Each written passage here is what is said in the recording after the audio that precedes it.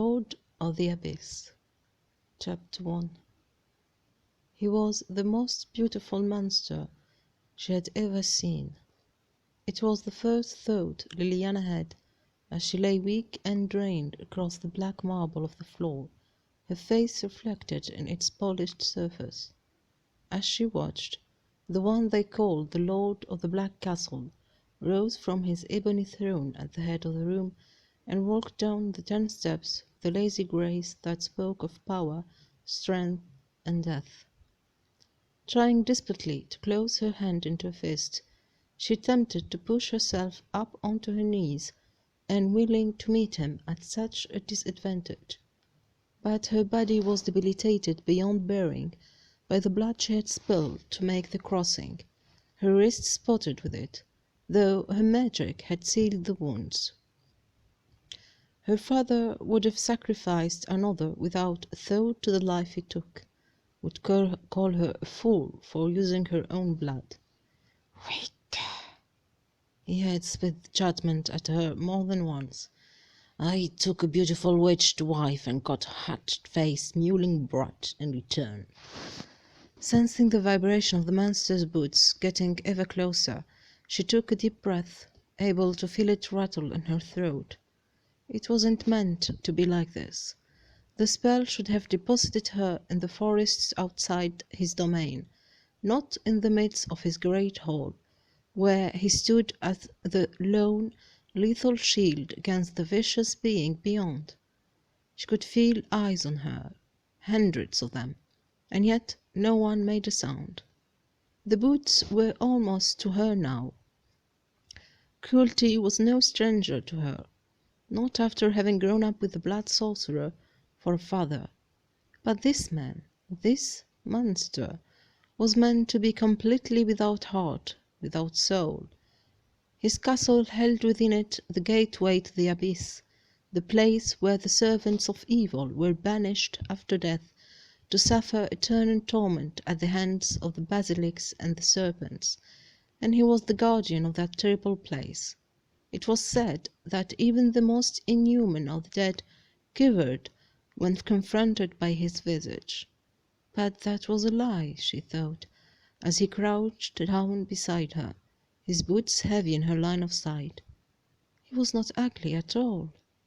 Strong hands gripped her by the shoulders, pulling her roughly to her knees, and she found herself staring into the face of a monster.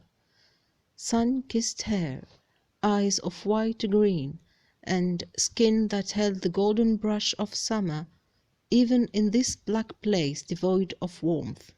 He could have stood in as the model for the mythical Prince Charming spoken of in childhood storybooks, except Prince Charming did not wear armor of impenetrable black, and his eyes were not full of nightmares. "Who is this?" A quiet question. It made the hair on the back of her neck rise. She tried to force her tongue to work, but her body refused to cooperate even that much. Still stunned from the leap she'd made from her father's stolen kingdom to this place that stood as the dark wall between the living and the most depraved of the dead. An intruder. He stroked her hair off her face, the act almost tender, if one ignored the fact that he wore gauntlets over his forearms that extended to his hands in spider webs of black. A spray of razors rode over his knuckles, while his fingers were tipped with bladed claws the same shade as his armor. "No one has dared enter the Black Castle without invitation in..." A flicker in the green. "Ever." He didn't remember, she realized, looking into that face that was only of the guardian. There was no echo of the boy he must have once been. None. Which could only mean one thing. According to legend, it was Queen Alvina who had cast the final desperate spell that had thrown her children from Eldon, but Liliana's father had ever gloated that he'd thwarted the queen's magic with his own. What only Liliana knew, because he'd once betrayed it in a rage, was that the blood sorcerer believed that he failed. Perhaps he had with the oldest children, but not with the youngest, with Micah. Her father's blood enchantment had held strong as the child grew into a man, into the dread lord of the Black Castle. Oh, he would be pleased, so pleased, for those he bespelled rarely, if ever, broke through the veil and found themselves again. Liliana's mother had not. She haunted the hallways of his castle to this day, a slender woman with skin of the dark, lush honey brown that spoke of elden southern climes, and eyes of up-tilted gold. Irina believed herself the chatelaine of a great keep, childless, and with her only duty being to see to the needs of the master, even if those needs meant nights filled with screams and bruises ranged around her neck more often than not. Her gaze glanced off her daughter even when Liliana stood directly in her path and pleaded for her mother to remember her, to know her. By contrast, the wintergreen eyes on her face right then saw her in his face, saw her when she wished they would not. She had meant to slip unnoticed into his household, learn all she could about him before attempting to speak the truth of his past. She had been ready to cope with the lack of memory, for he had been only 5 when Eldon fell. But if he was caught in the malicious tentacles of her father's sorcery, then her task had become 1,000 times harder. The blood saucer's work had a way of mutating over time, so there was no knowing what other effects it might have had. "What do I do with you?" the lord of the Black Castle and the guardian of the abyss asked in a tone that held a faint, dangerous amusement. "Since I have never had an intruder, your presence leaves me at a loss." Playing with her, she thought. He was playing with her, as a cat might with a mouse it fully intended to eat, but wanted to torment first. Anger gave her the will to stare back, her defiance born of a lifetime of fighting her father's attempts to break her. Perhaps it was futile, but she could no more help it than a cornered animal could stop itself from striking out. He blinked. Interesting. Steel-tipped nails grazed her cheek before he moved both hands to her shoulders again and pulled, bringing her to her feet as he rose. She wobbled, would have pitched forward if he hadn't held her up. As it was, one of her hands slammed up against the cold black of his armour. It felt like rock. Her father's sorcery, she thought, had grown upon itself, turned his mental prison into a physical truth. To counteract the spell, she'd first have to remove his armour. Of course, before she could attempt any such thing, she had to survive. "The dungeon," the monster said at last. "But—" A heavy tread, one that made the ground tremble. A second later, Liliana found herself being picked up in huge tree-trunk arms as the monster watched. "Take her to the dungeon," he said. "I'll deal with her after I hand those distant for the abyss tonight." The command echoed ominously in Liliana's mind, as she was carried from the hall in a hall that was unbreakable. In contrast to the strange whispering hush that pervaded this castle of harshest stone, she could feel a big, steady heart beat against her cheek, the speed of it so slow as to be nothing human. Unable to turn her head, she couldn't see what it was that carried her with such ease until they passed through a hall of black mirrors. His face appeared as if it had been formed of clay left in a child's hands. It was all knots and bulges, misshapen and without any true form. He did have ears, but the large protrusions struck out up far too high on the sides of his head. And his nose, she couldn't truly see it, but perhaps it was the small button hidden between his distorted cheeks and below the overhanging jut of his brow. Ugly, she thought. He was truly ugly. That made her feel better. At least one being in this place might have some sympathy with her. "Please," she managed to whisper through a throat cracked and raw. One of those ears seemed to twitch, but he didn't halt his steady, relentless pace toward the dungeons. She tried again, got the same response. He wouldn't stop, she realized, no matter what, for the monster would punish him. All too aware of the cage created by that kind of fear, she went silent, conserving her energy.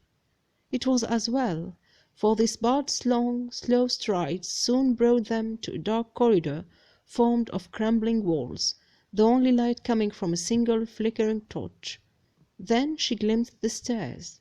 The descent into the menacing maw of the Black Castle was narrow and tight enough that Bart's head scraped the top more than once, his shoulders barely fitting. She felt her feet brush the stone, too, but Bart just held her in a more restrictive way, ensuring she took no injury. She didn't she didn't make the mistake of thinking it was because of any care on his part. No, he simply didn't want to be responsible for explaining why the prisoner had been harmed in a way that had not been mandated by the Lord of the Black Castle.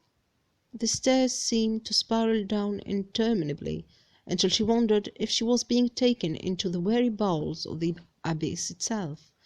But the dungeons they finally came to were harshly real, the passageway lit by a torch that gave just enough illumination for her to see that each cell was a black square broken up by a small window set with bars.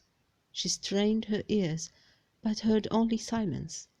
Either there were no other prisoners, or they were long dead. Opening the door to the nearest cell, Bart stepped inside and placed her in the corner, atop a bed of straw. His eyes met hers, and she sucked in a breath. Large and dark and full of sorrow, they were the eyes of a scholar or a physician, shimmering with compassion. But he shook his head when she parted her lips. There would be no mercy from him, not here. As he turned to step out, he grunted, and rattled something in the other corner. Then the door slammed shut, leaving her in a darkness so complete it was Stygian. But no, a scrap of light flickered in from the flames of the torch outside, enough to allow her to navigate the cell. Gathering her strength, she crawled to where Bart had rattled what sounded like a metal bucket. Her hands touched it after what seemed like hours, and she felt her way carefully up its side until she could dip her fingers within. Water! Her throat suddenly felt as if it was lined with broken glass. Sheer need gave her the strength to pull herself up onto her knees and cup her hands to drink her fill. The water was cool and crisp and sweet, the droplets trailing down her wrists. It was beyond tempting to gorge, but she stopped herself after a bare few mouthfuls, aware her empty stomach would revolt if she overindulged. Her eyes more accustomed to the shadows now, she glimpsed something else beside the pail, a steel container. Opening it, she found a small loaf of bread. Hunger, a clawing beast in her stomach, after days without food, she ripped off a piece and chewed. The bread wasn't mouldy or stale, but simply lumpy and hard, as if the baker had been given instructions to make it as unpalatable as possible. Skittering to her left, the sound of tiny paws on stone. She turned her head, found her eyes meeting two shiny ones that gleamed in the dark. The sight may have incited fear in another woman, but Liliana had long made pets of such creatures in her father's home. Still, she examined her roommate carefully. It was a small, quivering thing, its bones showing through its skin, hardly a threat. Tearing a piece of bread, she held it out. "Come, little friend." The mouse froze. She continued to hold the bread, almost able to see the way the tiny creature was torn between lunging for the food and protecting itself. Hunger won, and it darted to grab the bread from her grasp. An instant later, and it was gone. It would return, she thought, when its belly forced it to. Closing the container with half the loaf still inside, she placed it beside the water and made her way to the straw. For a dungeon, she thought drowsily as her body began to shut down, this place was not so terrible. The monster clearly needed to take lessons from her father in how to make it a filthy pit full of screams and endless despair. The dream always began the same way. "No, Betty, no!" She was small, maybe 5, and on her knees, shaking a finger at the long-haired white rabbit who was her best friend. "You have to fetch." Since Betty was a rabbit more in a mood with eating and sunning himself, he didn't so much as twitch when she threw the ball. Sighing, she got up and fetched it herself, but she wasn't really sad. Betty was a good pet. He let her stroke his long silky ears as much as she wanted, and sometimes he made enough of an effort to move to follow her around the room. "Come on, Slookapus," she said, pulling him into her lap.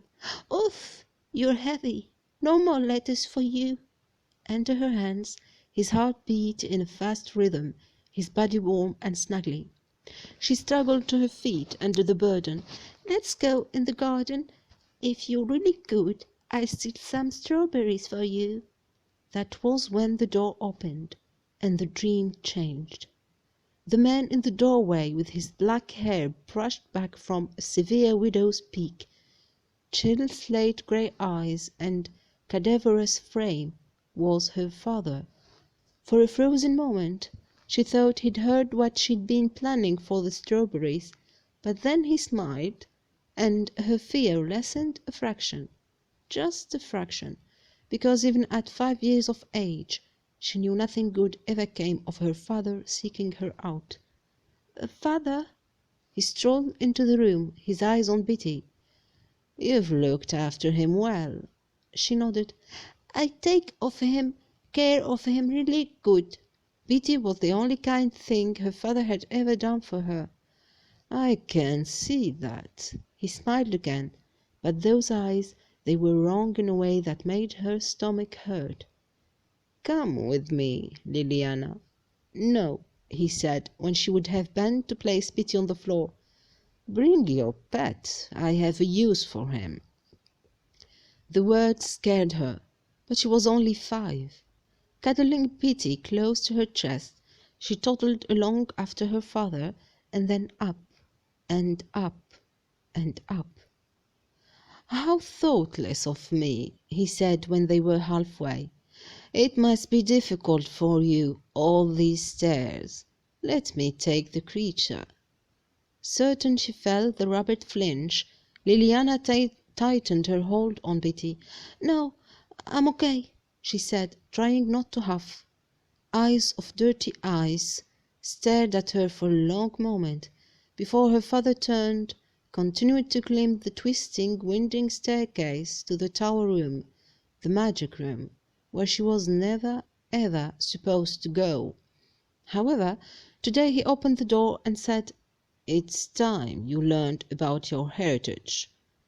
There was nowhere else to go, nowhere he wouldn't find her. So she walked into that room full of strange scents and books. It wasn't as gloomy as she'd expected, and there was no blood. Relief had her smiling in tremulous hope. Everyone always said her father was a blood sorcerer, but there was no blood here, so they had to be wrong.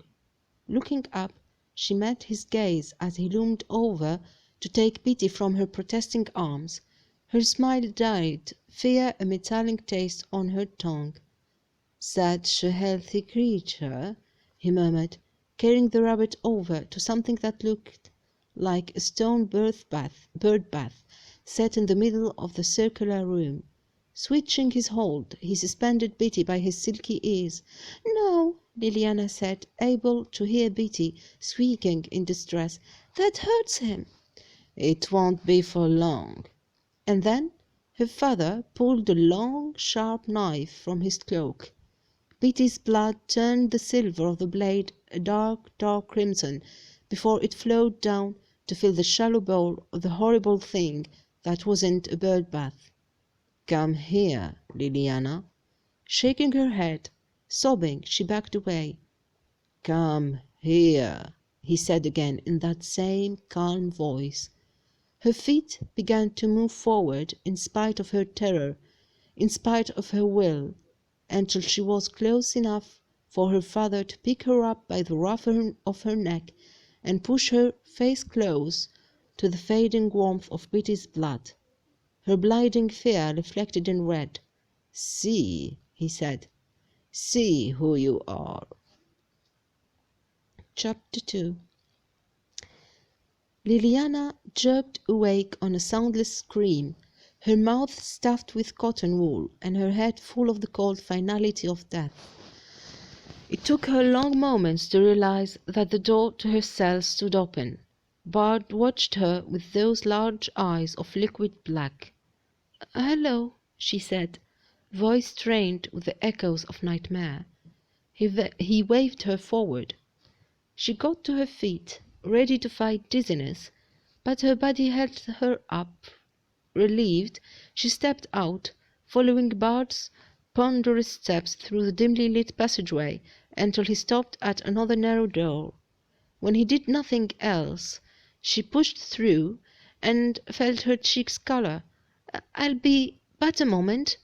Taking care of her private business, she used the mirror of black glass to tidy herself up as much as possible. There wasn't anything she could do about her beak of a nose, or the eyes of dirty eyes so wrong against her mother's honey dark skin, or the straw-like consistency of her matted black hair, much less the slashing gape of her mouth, but she was able to sleek that hair back off her face at least, and tuck it behind her ears, wash off the blood that still streaked her wrists. "Well," she said to herself, "you're here now. You must do what you came to do," though she had no idea how. She'd grown up hearing the people her father had enslaved whispering of the 4 royal children, the true heirs to the jewel that was once Eldon. The hope in their furtive voices had nurtured her own, fostering dreams of a future in which fear, sharp and acrid, wasn't her constant companion. Then, a month ago, driven by a steadily strengthening belief that something was very, very wrong, she stolen away into the putrid stench and clawing branches of the dead forest to call a vision as her father could not, his blood too tainted, and see the tomorrow that was to come. The heirs of Eldon would return, all of them but one. The guardian of the abyss would not be there on that fateful day. Without him, the 4-sided key of power would remain incomplete. His brothers and sister, their mates, would fight with the fiercest hearts to defeat her father, but they would fail, and Eldon would fall forever to the blood sorcerer's evil. Horrifying as that was, it wasn't the worst truth.